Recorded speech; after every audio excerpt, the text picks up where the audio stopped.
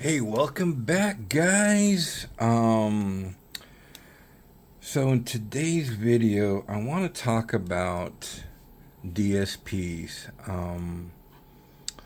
and why I think they're such a valuable commodity in guitar playing. Um, and for me personally, it's been kind of like an evolution for me when I first started. When I first started playing with DSPs, I started off with a Guitar Rig 5 from Native Instruments and kind of got my hands wet with that. Um, Guitar Rig 5 goes back, I think, back to 2016.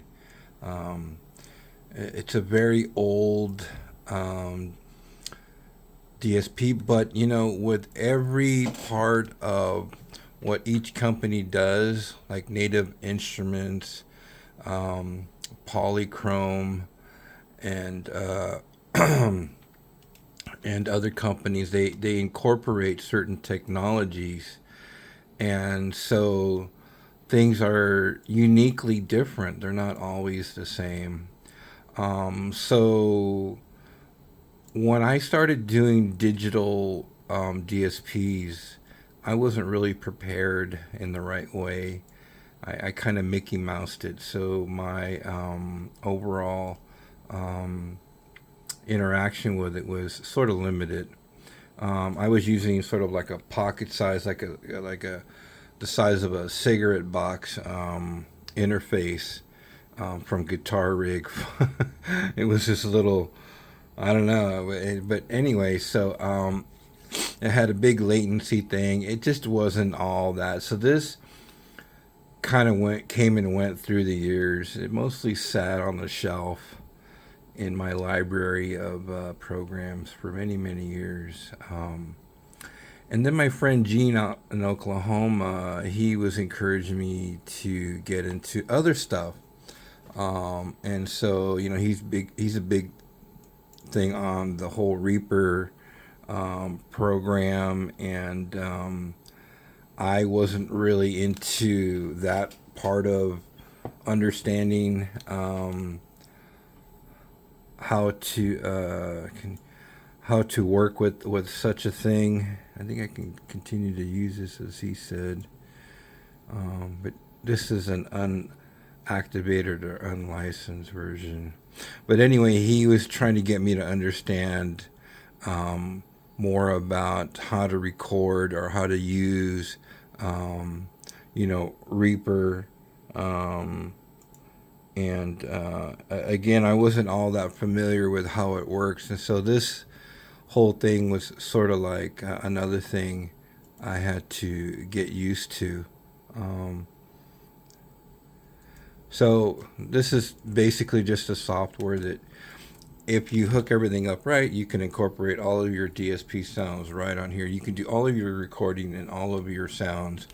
Which, if you see anybody doing DSPs, they'll have in the background some sort of software to capture all that they're doing, and I mean everything that's being implemented or incorporated, drums, keyboards. It's all being tracked. Um, and so Gene was kind of helping me. So this is just another area to go. But in all simple terms, to get started to using DSPs is like, I have this small pedal board, and I basically use it to run into my Yamaha THR-10X. Now, because the Yamaha has limitations, like there is no foot switchability, what I ended up doing was, was basically creating two clean channels, one um, clean with a little delay and reverb, and one that was a little bit more ambient. And then to go from clean to dirty, I bought the Behringer Ultra Metal, but I had tried other distortion pedals, and this one I thought was really well, sort of in that Boss family, um, with the variations of settings. I could definitely contour this distortion box so that it wasn't going to, and it was very good. I've always been satisfied with that pedal. I think it is straight up in competition with any Boss pedal, if not better, um, because it incorporates a lot of the settings that Boss uses too. So, and then I also will use the flashback just to add a little bit more delay to the clean patch that I have on there.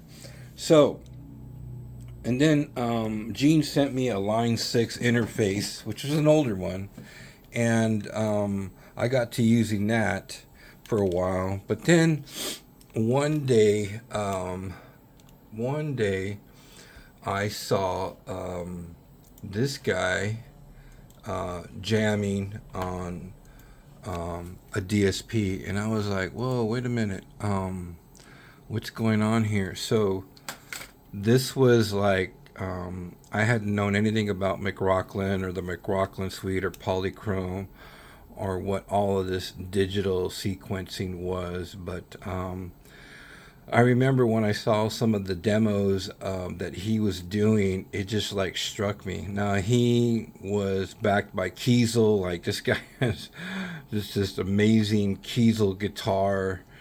I mean, like, and you know how expensive those guitars can be. So yeah, he has this whole Kiesel thing going down, and but anyway, so other than being, having like support from Kiesel, he also developed his polychrome McRocklin suite. And I was just like, damn, that's pretty crazy that that you can run those effects,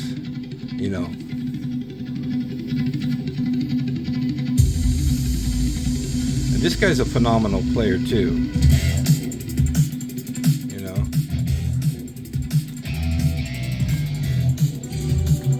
So when you get to seeing this guy,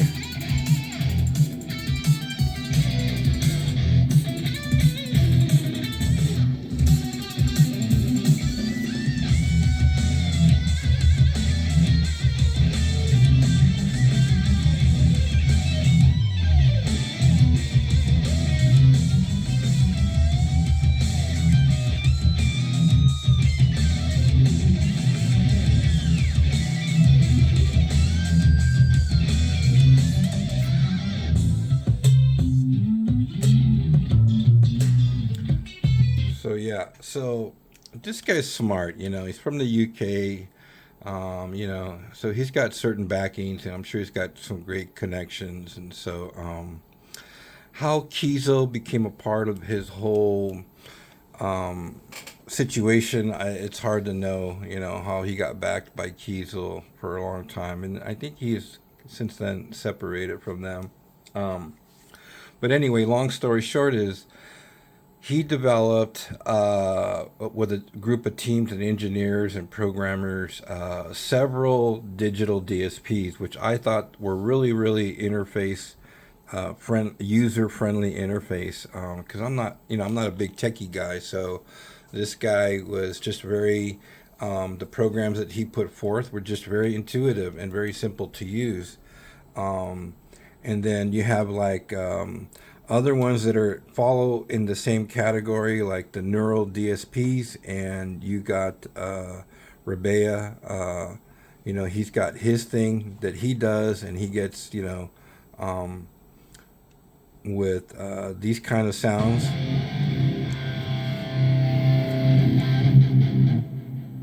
Tell you what, let's add an overdrive from He's using the quad cortex. I think that's his main rig now.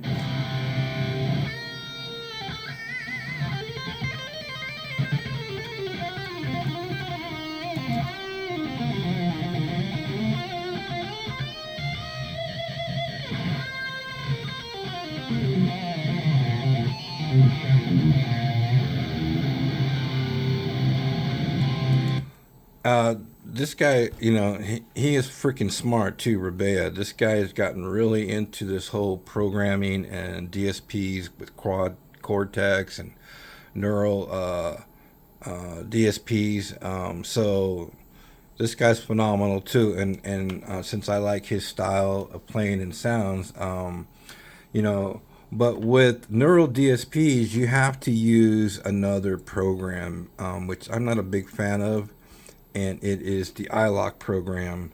And basically, it's just used for security persons, for security reasons, that they don't want the software pirated. So the iLock is basically a license manager, so you can't really,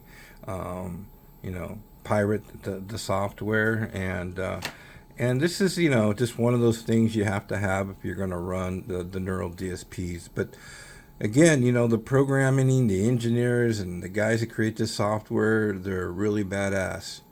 And the only reason why I'm bringing up this video today is because recently I tried this from Blackstar, this St. James suite.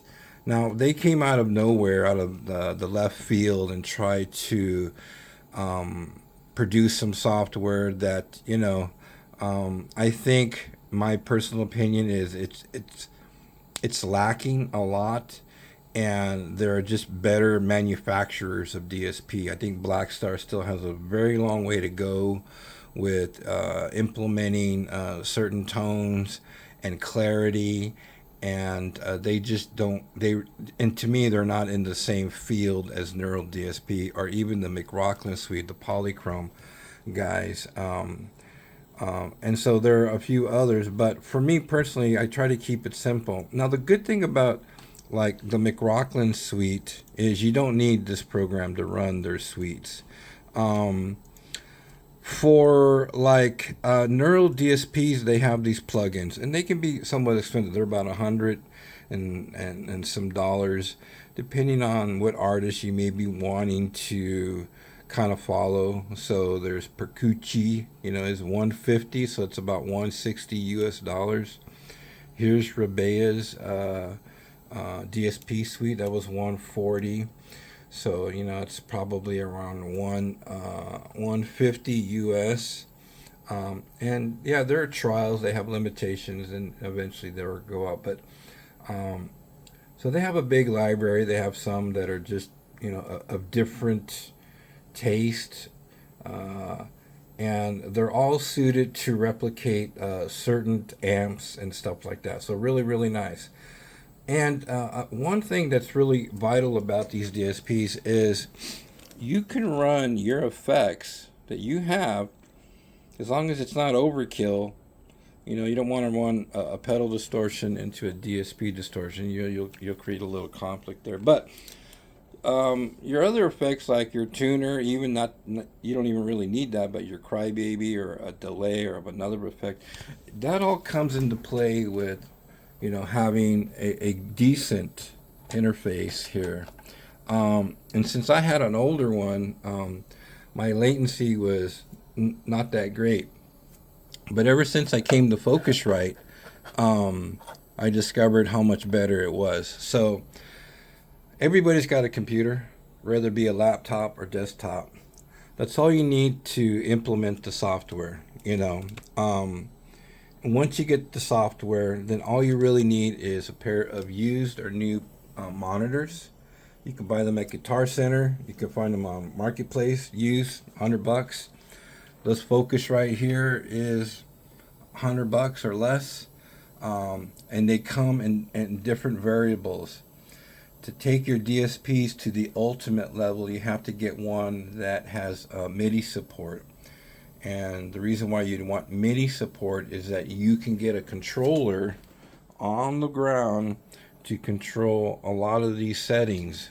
Patching, switching, effects on and off can be controlled by MIDI, but your interface has to support MIDI. This one that I have, you see, it's just pretty simple, and there's no MIDI support. Runs off of USB. Simple drivers, ASIO drivers will run just about all digital DSPs, and they're great. Rebea's, this is his suite. The look of it and all of that stuff is just pretty badass. This guy's got these are his amps. He's got different types of amps here that you can use. You got this one, you got that one. So the visual effects of the DSPs can be pretty nice too, but they all offer something, and they all have really nice effects. They have amazing EQs and you can do your own mic placement of your cabinets. You can choose different cabinets, and then you have this one's like a dual compressor. Octavator, Chaos Bed, or however he wanted. So this is him working with Neural DSP. He created this. This is a great product. But again, you're going to need iLok to run that. Now, that being said, the McRocklin suite is just as phenomenal. It's a great product for all of these DSPs have the best delays and reverbs you will ever hear. If you're a fan of, the FM3 fractal units, these are the same effects that you will get. But you don't need to buy, $1,000 fractal unit or a $2,500 fractal unit. You can just buy a suite. One suite will get you started. This Luminous suite that I just purchased was only $77, and you do not need an iLok. All you need is an interface, a laptop or desktop, and 2 monitors, and you're good to go. And once you register the software, it becomes registered to you. You'll have access to some of the most phenomenal delays and reverbs you've ever heard in your life. It takes you to another level of playing and creativity, because these were really designed by some of the most brilliant minds in the world, when it comes to this kind of stuff. And you can still use your effects. That last recording I did with the Firefly, I was using this program, but I want to start off by just using the new Strat here, and we'll just listen to it a little where I'm at.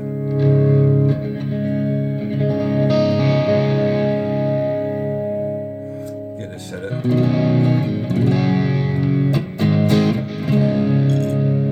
Okay, let me make sure that I have this turned off, because they will overlap each other, so you have to be sure that you're not running two at the same time.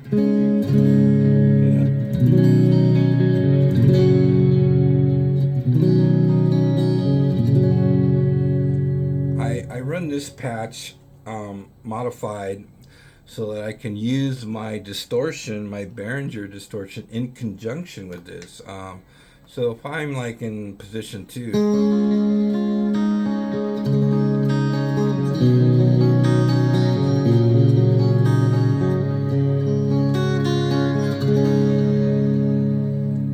now anywhere in that timing, if I wanted to kick on my distortion pedal,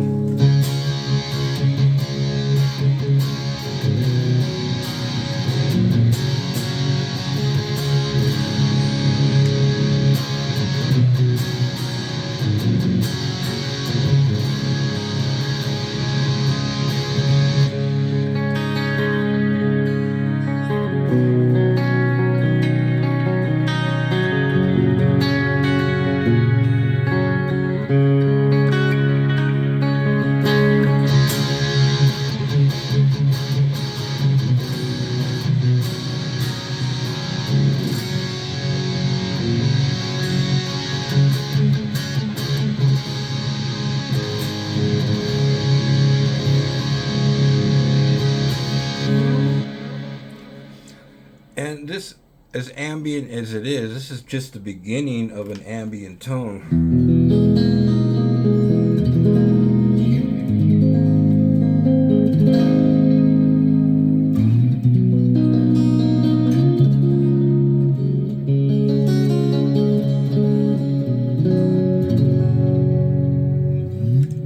So, it's important to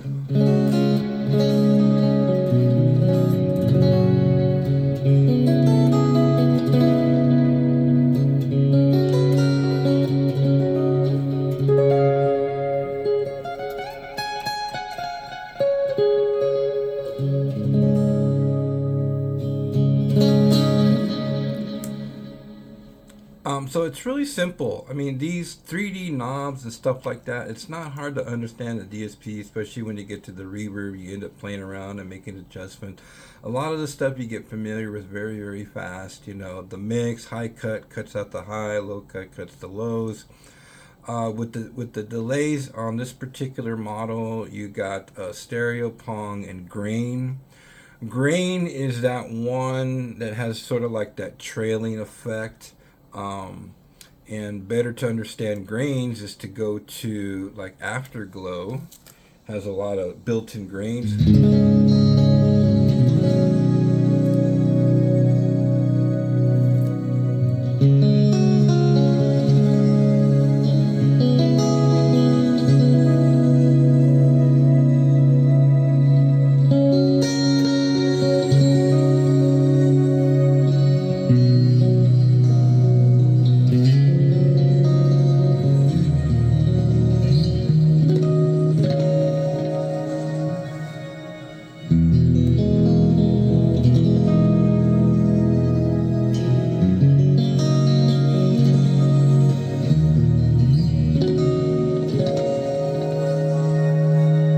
So here's grains right here in the mix, and we can just lower that, kind of bring it over here, and then kind of,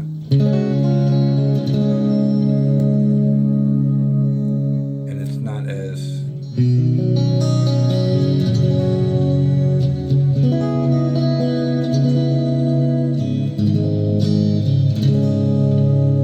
and you can create any sounds. It doesn't have to be always like this total freaking ambient bullshit.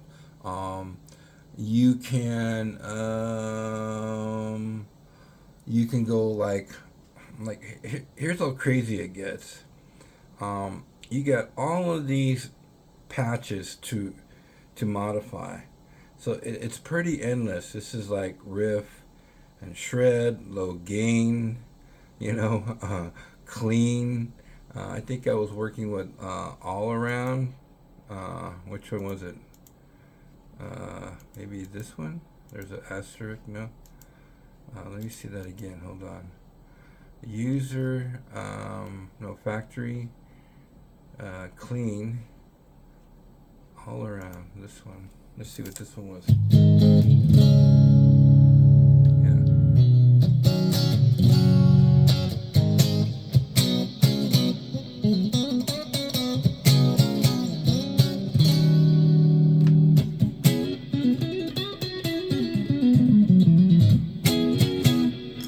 Now if I just raise the volume so you can hear it a little better.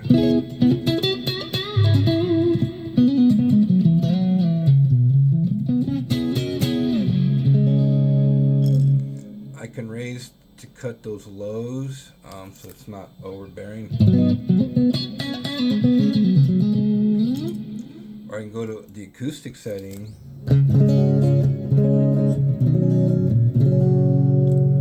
And that's a little muddy, so I can actually go and do an 8-band, kind of raise these a little, get some highs in there.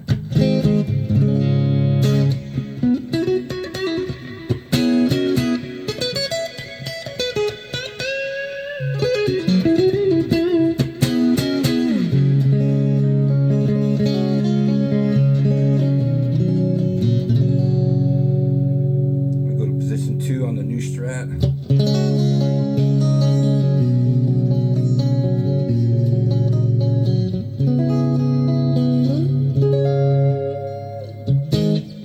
So you see this got a simple delay and a simple reverb.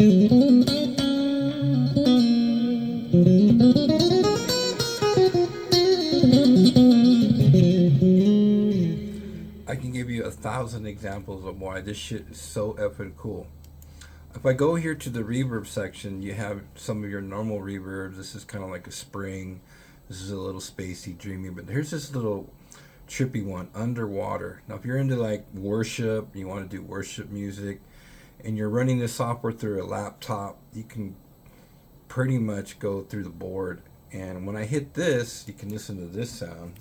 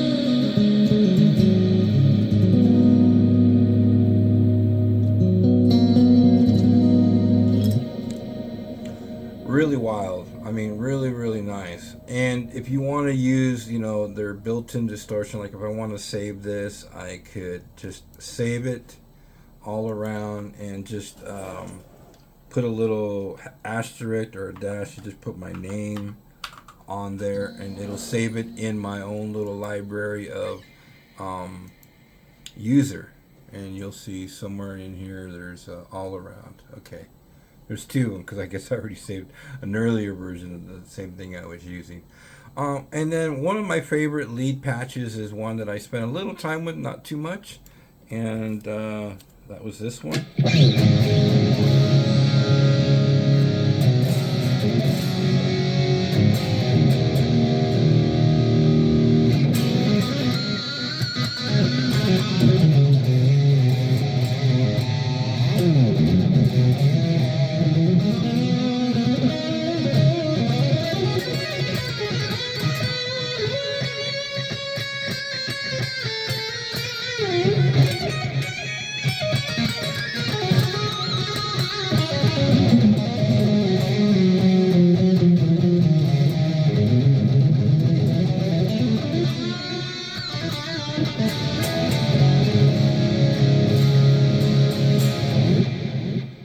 You can use your own crybaby.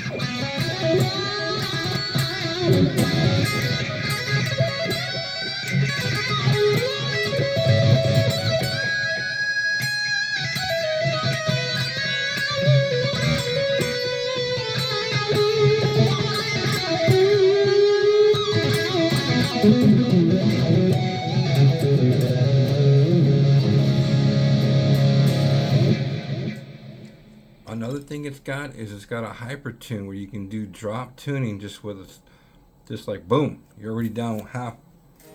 Go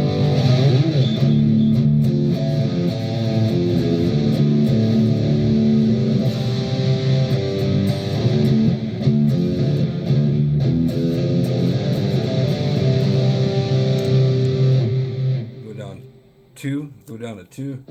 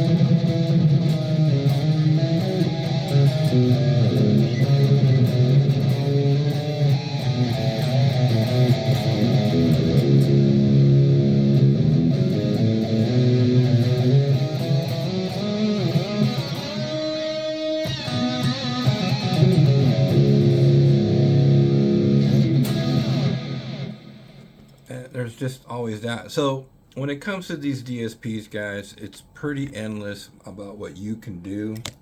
And so I'm just here. I just wanted to make this video, and with the new Strat, this thing is just so effing badass. And I'm trying out a new power supply thing now.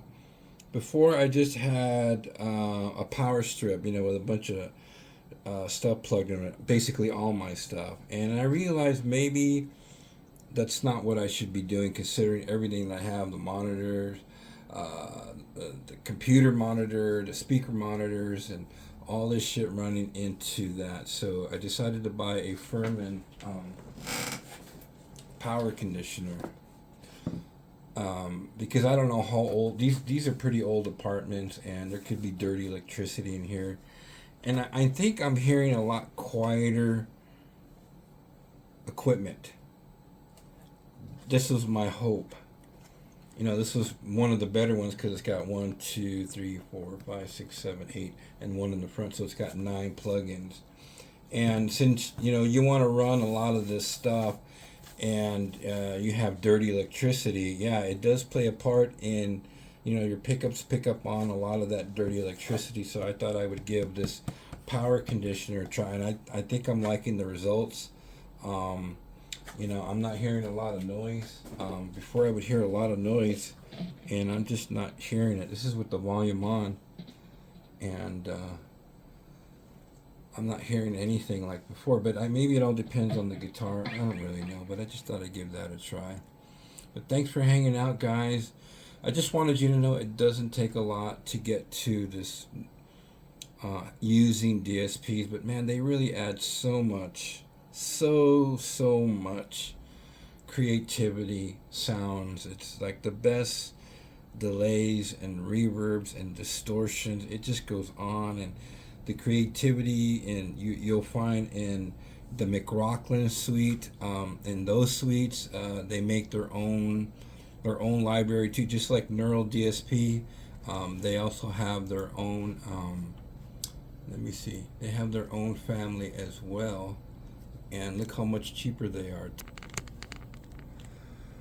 So this one that I just bought was 40% off.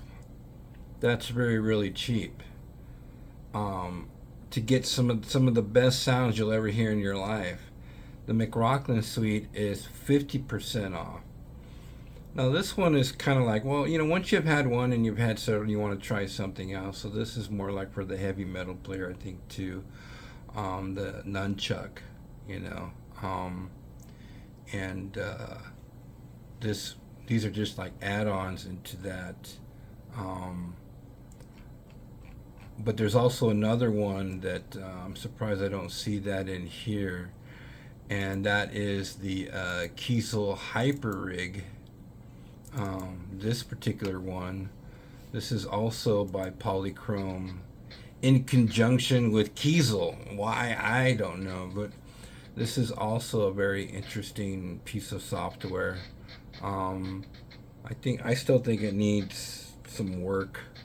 I think they put a lot of effort into it, but I still think it's lacking in the software part, the engineering. It still suffers a lot of intermittent sounds that you don't want to hear in your guitar. So I don't know, it's because of the amps themselves or how they created, or the programming, or the engineering.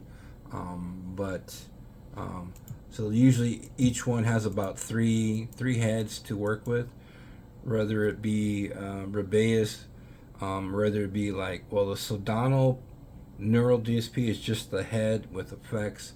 The Kiesel has 3 heads with effects. The Polychrome doesn't use this sort of interface with the heads. It's basically just dialing in a particular tone using the software. But they give you 1,000,001 examples of where to get started or what kind of sound you're looking for. If you like vintage stuff, you got the Tone King. And again, there's, I guess, just the front and back, right? This is from Neural DSP.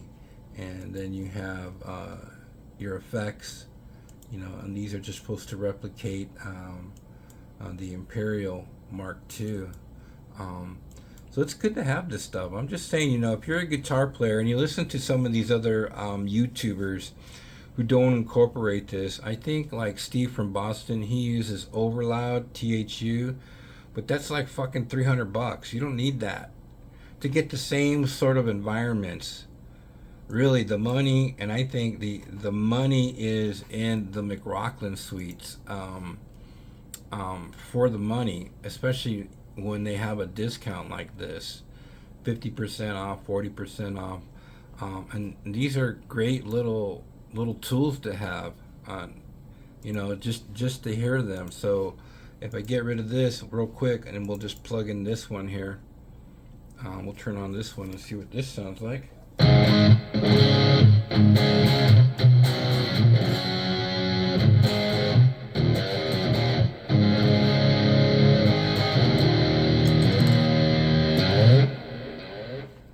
So I think I was messing with this. So if I go to like the first one, where was the first one? Let me see. Okay, factory, initial. Let's see what this was.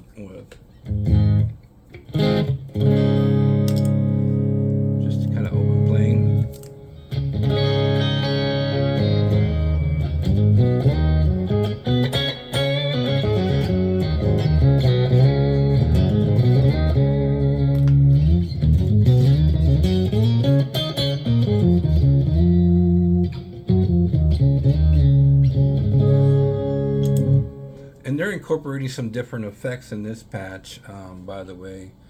I think this one has two types of reverb with your modern reverbs and then your spring. And again, you have mastering, EQs, speaker placement, and then you have this thing called dual shift, two octavators that you can program. Yeah, and then this is a.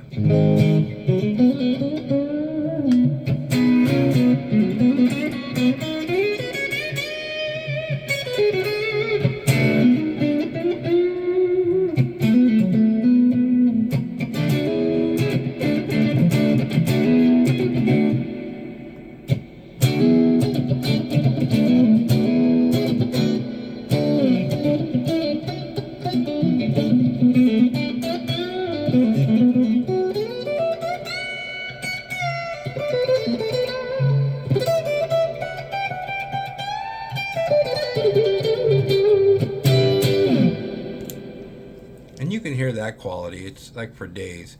And really what makes it happen, it's already in the software, but you just need a decent pair of monitors. You can pick these up at Guitar Center, really inexpensive.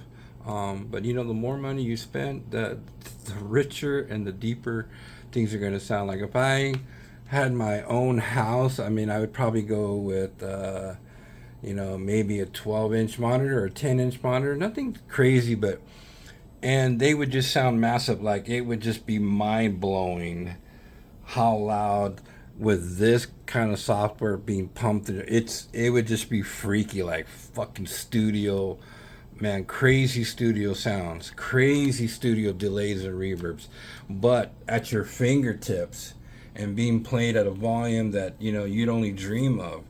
And this is $77. You get, you know, best delays and reverb. I'm not sure what this one is about. I've only had it for a few days.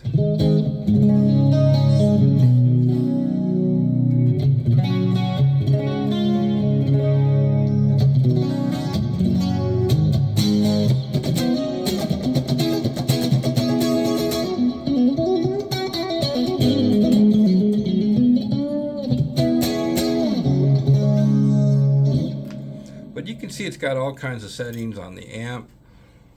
I know it's in reference to this amp, and I think they developed a certain trend or certain pedals that work with this amp. You know, vibes, tremolo, drive, probably like a blues driver of some type, and then you got your speakers and you got your mic placements.